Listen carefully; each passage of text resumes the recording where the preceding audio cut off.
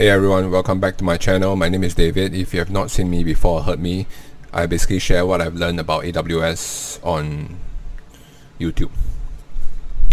In today's video, I'll be sharing with you what I've learned about CloudFront and S3, and let me show you what we have here. Ridiculous. Okay, so we have these images here, and currently I'm hosting it in the S3 bucket. And in my last video, I was using CloudFront to act as a reverse proxy to hide the actual URL of the S3 bucket. I was using CloudFront to hide the actual URL of the S3 bucket. Then in today's video, I just realized that you can actually host your images and your website and your web application that is running TypeScript on S3 bucket itself and using CloudFront. Let me show you. So right now I have this URL is actually run by a application load balancer, and I was hoping to show you how we can use S3 and CloudFront to host your web application for static lah. Okay, let's begin. So right now you can see that currently I'm using the S3 bucket itself, and we are using application load balancer to host our to act as a reverse proxy for our web application. So right now what we're gonna do is we're gonna recompile the libraries so that we can put our static images and our index.html into this S3 bucket. Let's go.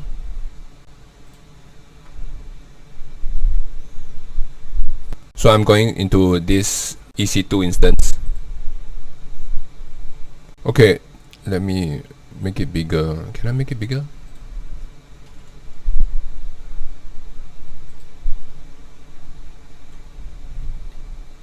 Okay, so let me run this.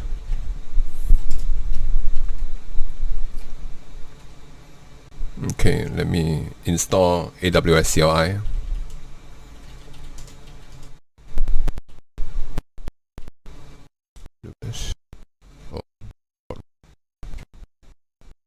And we're back. So right now I have this dist and I have a S3 bucket. Okay, this one will be big. So we're gonna remove some variables and rebuild,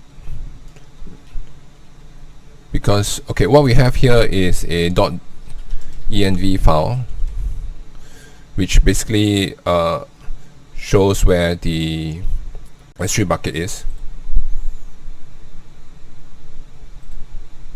Yeah, interesting. Let me see if I can put dot. Does it still work?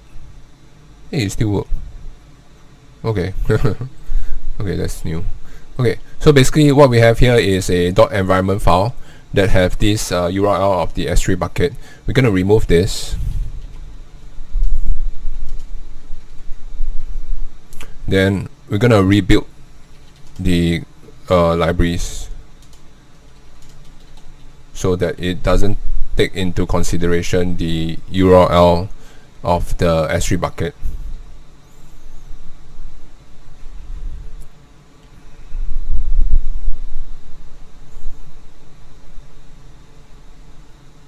Okay, and now I'm gonna plug everything into this S3 bucket. So let me copy this AWS S3, copy dist into this URL, and because there's a few files, so we have to type recursive.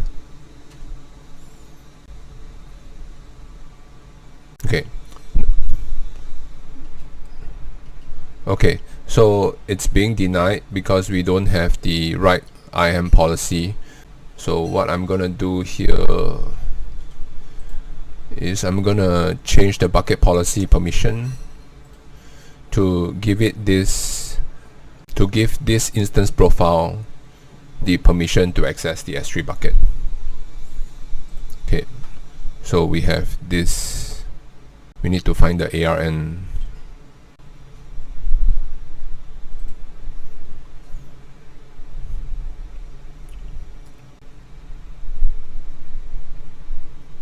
So I'm gonna copy this ARN. And okay, wait, the doesn't work. Okay, let me copy the whole thing here. I'm gonna put a star. Let's change this. And I'm gonna copy this.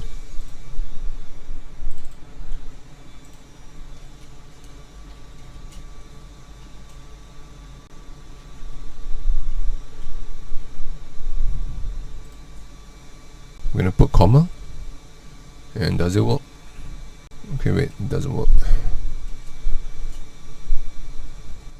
So now it's working. And I'm back. Okay, so what we have here is I've changed the principal to the instance profile, and it should be able to work. Let me try again. Okay, good. So everything is parked. Let's refresh the S3 bucket. Okay, it's there. Okay, so the next step is we have to create a CloudFront to act as a reverse proxy for this S3 bucket, and to show that I'm not gonna use this instance anymore, I'm gonna shut down. Okay, let's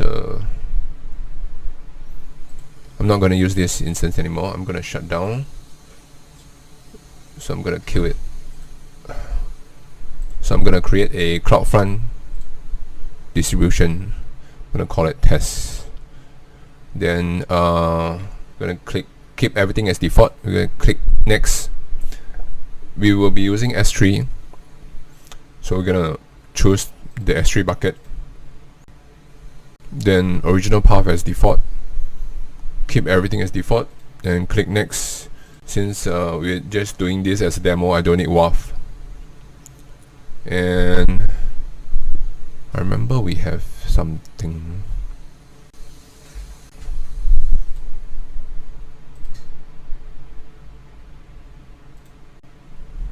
Okay, so basically if you're hosting your web application on S3 bucket, you need to address the index.html.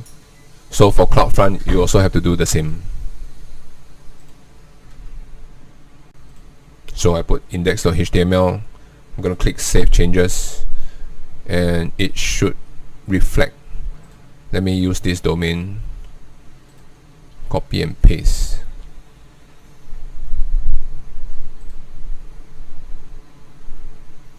Okay. It's not appearing. The origin is S3.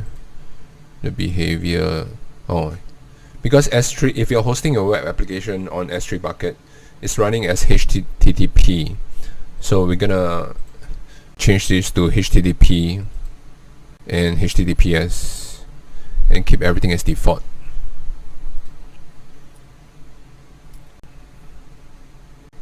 I'm gonna click edit. I remember we have a okay, so basically you copy the policy, then you have to give it the OAC. I mean, CloudFront has something called the original access control. It's basically like a IAM user or IAM role. So you have to, in order for your S3 bucket not to be accessed other than through CloudFront, you have to ensure that your S3 bucket policy has this OAC role.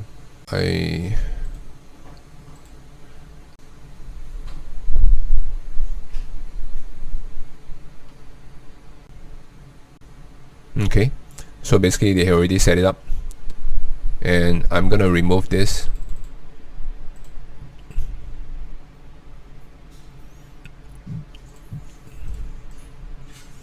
So that the S3 bucket only allows the instance profile only allows the OAC of the CloudFront.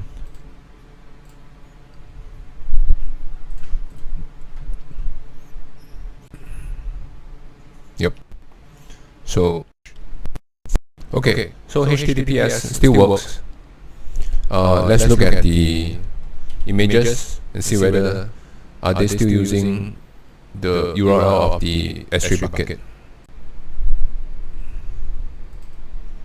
Okay, so I've because I hosted my web application on S3 bucket, and I removed the environment variables which shows the URL of the S3 bucket.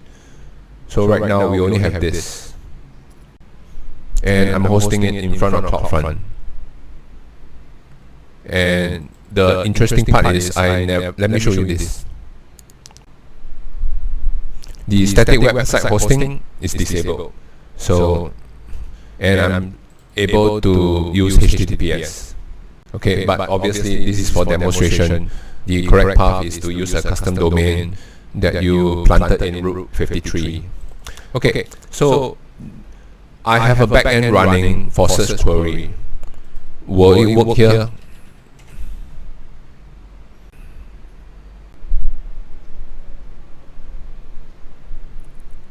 No, it doesn't. But interestingly, you can still, if you decide to host your static website on S3 bucket using CloudFront and you need a backend, currently the plan is to use API Gateway and Lambda. But for quick demonstration, I'm using ALB and my backend is still running on EC2. So let me show you this. Okay. So you need to create another origin, and you choose the load balancer. I think HTTP only. The reason behind is, let me show you. It is only listening for port 80. Just remember, this is for demonstration. Okay. How would traffic knows whether it needs to go to the backend to do the search query or to display the front end? That's where behavior comes in. I've already created the origin for the load balancer, so I'm going to need to configure the behavior. So right now it is running a default pattern. So take it as a load balancer. So we have path, right? So for CloudFront there's also path. So I'm gonna do an API because let me show you. Yeah. So basically I have a API query. I'm not sure if you can see this. Yeah. So basically I have an API path query to the backend. So all we have to do is just make sure the path pattern is there.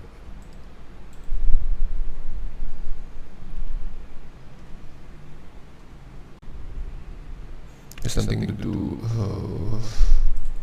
Okay. So we choose this path pattern. Then obviously it's still HTTP and HTTPS.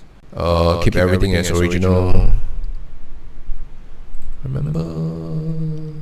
Yeah, so we're gonna choose load balancer and keep everything as original at this moment. Create behavior. It failed. Okay, let's try this. It should work. Backend/API. Okay. Let me invalidate this. I've actually saw this in my exam, and I never understand what it does, and now I know. So basically I'm going to click this one and it will recreate the cache. Something about cache. It will disperse it will erase the old cache with the new one or something like that. I can't remember.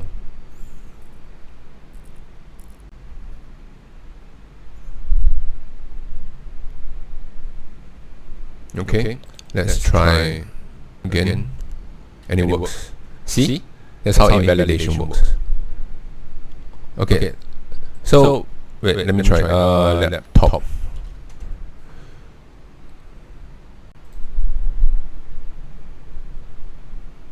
Okay. there's nothing. Maybe MacBook.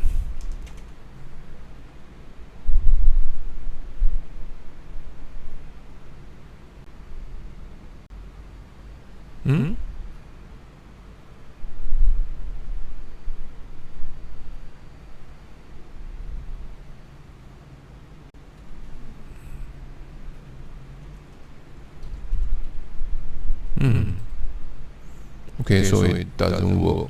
Let me see what's wrong. Oh damn. I'll be back. Hey, and I'm back. Okay, so basically it's nothing wrong, it's just a cache issue. So we have search result for lamp. Surprisingly slow for CloudFront. We have Mac.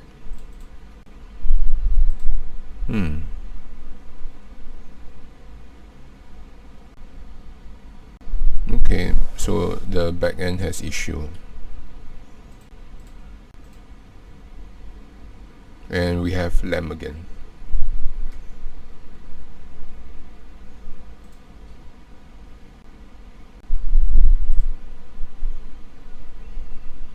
Looks like I need to understand how CloudFront works when it comes to cache.